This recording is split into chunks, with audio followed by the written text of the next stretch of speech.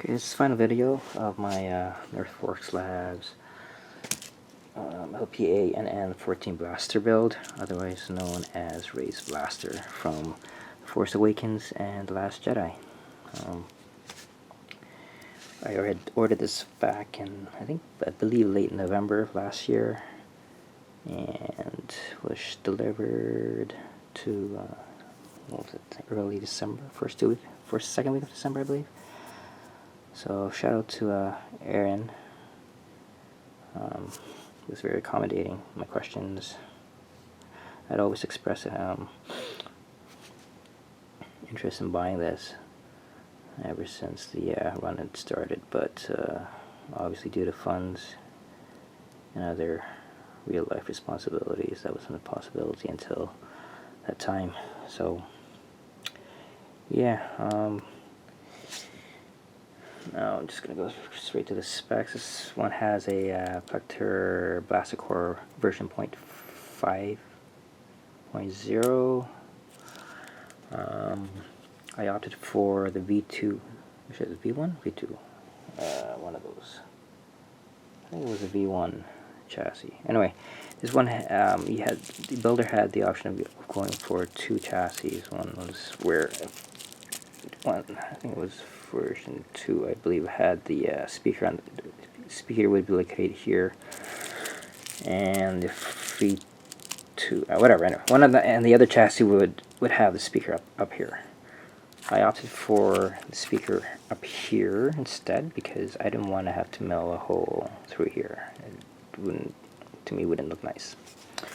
So I had to order this 8-ohm speaker. I believe it was on eBay, $11.95.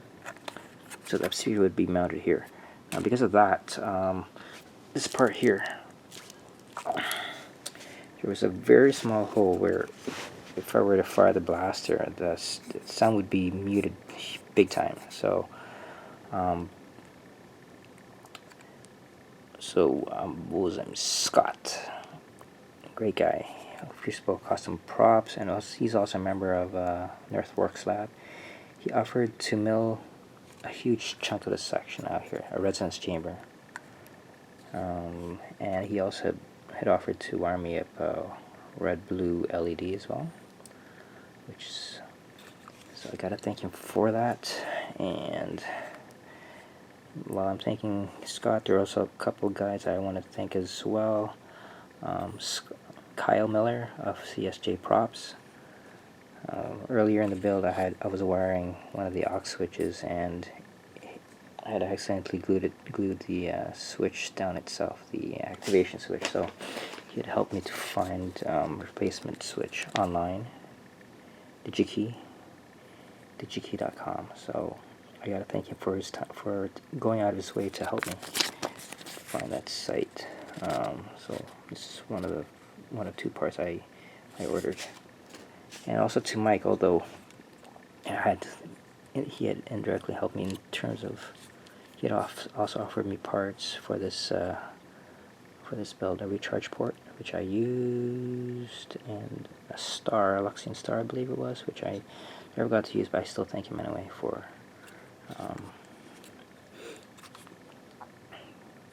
giving those parts to me. So thanks, guys. Now as for this one here, I pretty much finished this late last night.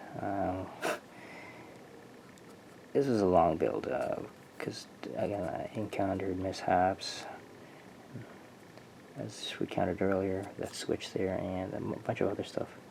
So again, also because there were some screws that I noticed were kind of different. These were the kind of screws that you'd find in an Xbox where it's tamper-proof, so you need a special screwdriver for that. And I found out, and Aaron actually informed me that I needed a Torx 8 screwdriver, which is not regularly found, so I had to order one, which was this one came, this one here. But I had also found out not long after that, my brother-in-law had actually had a set of these screws. This is one of them. So, hey, what can I say? I should have asked him first, but so yep. So what else had I ordered? So this the chassis, the speaker, and some parts. Again, the rods. I ordered some rods. This was for the chassis, which I will show shortly. I'm just going to go over the gun here. I chose very, very light weathering for this one. I wasn't into the heavy weathering that I've seen some others do. Again, I'm not into screen accuracy, to be honest with you. So this is almost more like as first built by condition.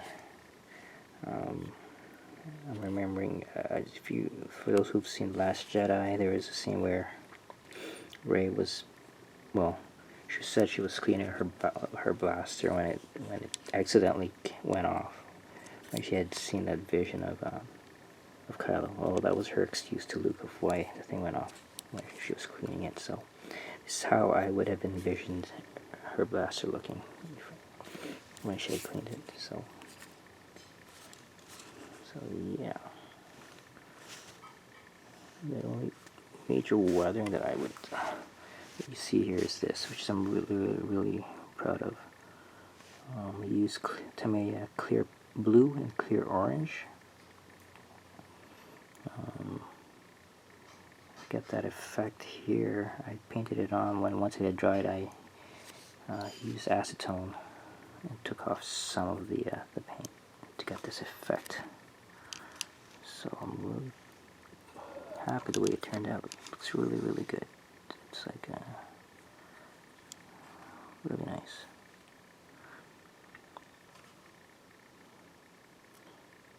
Actually, second thought, I won't show you the because I only have a limited time on this memory card, fortunately. Anyway, the fonts.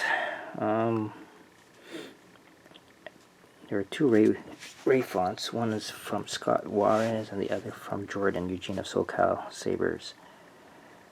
Jordan he's also doing build commissions of this Saber, as is Scott, and each respectively made their own Ray Blaster font, and which they kindly gave me.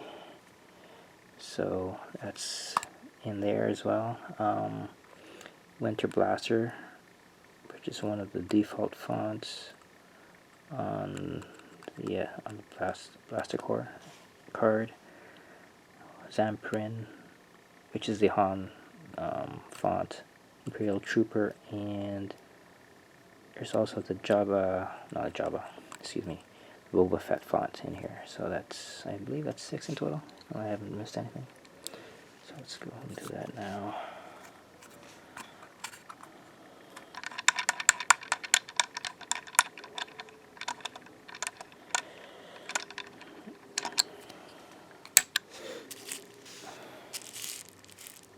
Let's twist this.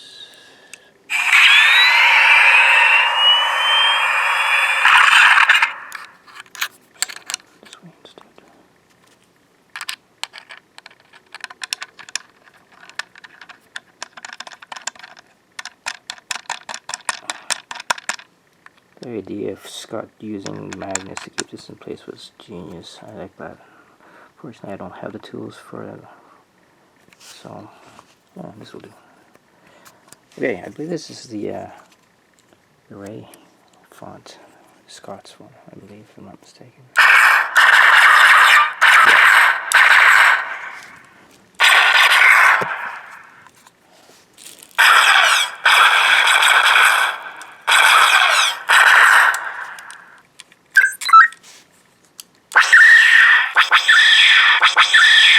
Stun.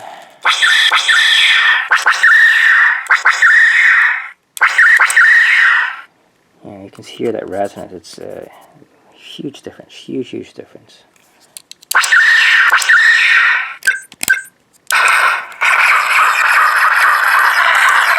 Let's go to the next font.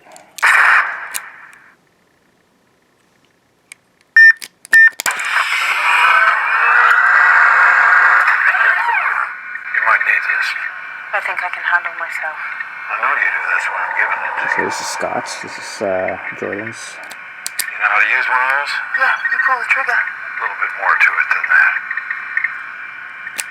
You know how to use one of those? Yeah, you pull the trigger. A little bit more to it than that.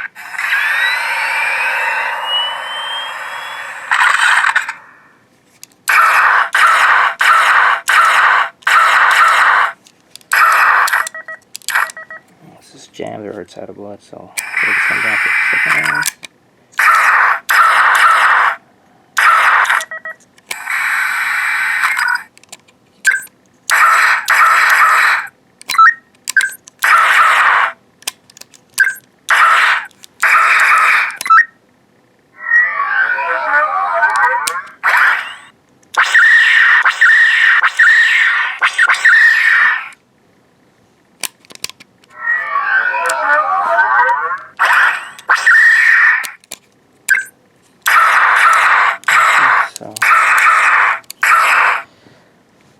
Let's get the next one.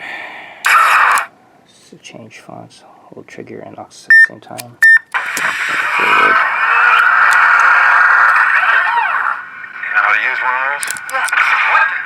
Winter Blaster. What I like about this font is that there are different settings for this, and it changes the tone of the blaster. It comes from low to high, so it's pretty cool. I like that. One second. What if he doesn't survive? Audio player. You might need this. You know how to use one of those? There we go. So here's the first one. Okay, so it gets higher.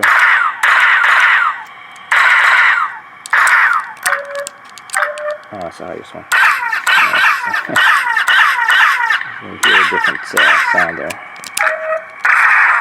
That's the first one. That's your stun.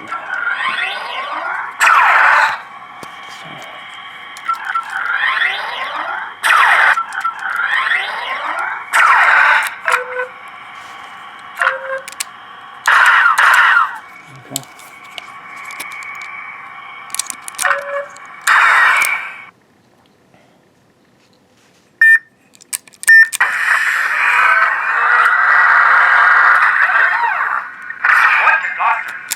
Imperial Trooper. Imperial Trooper.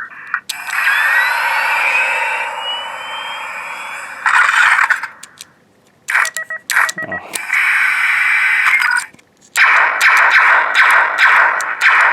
Okay. I won't go much into this because I went with this font on my DL44 video.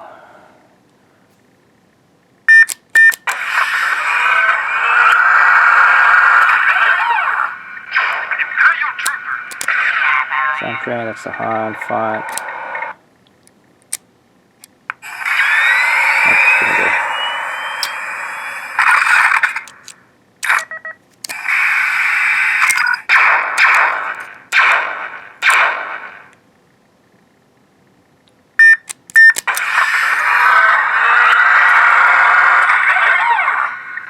Imperial Trooper.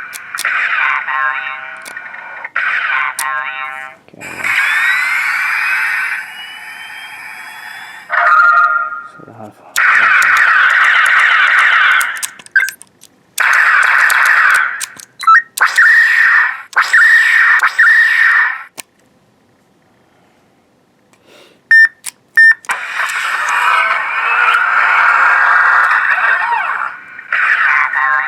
What if he doesn't survive? He's worth a lot to me. He's all yours, bounty hunter. What if he doesn't survive? He's worth a lot to me. He's all yours, bounty hunter. This font doesn't have a. He did. No, this font doesn't have a stun. which is interesting because he's a bounty hunter, so I figured it's just dead or alive, I suppose. So you have to like charge it.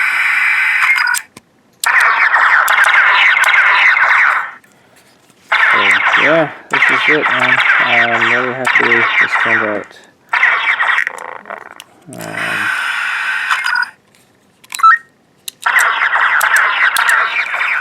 Really happy. So again, thanks to Aaron, Rick, Scott, and of NerfworXlab for this nice build, man. It's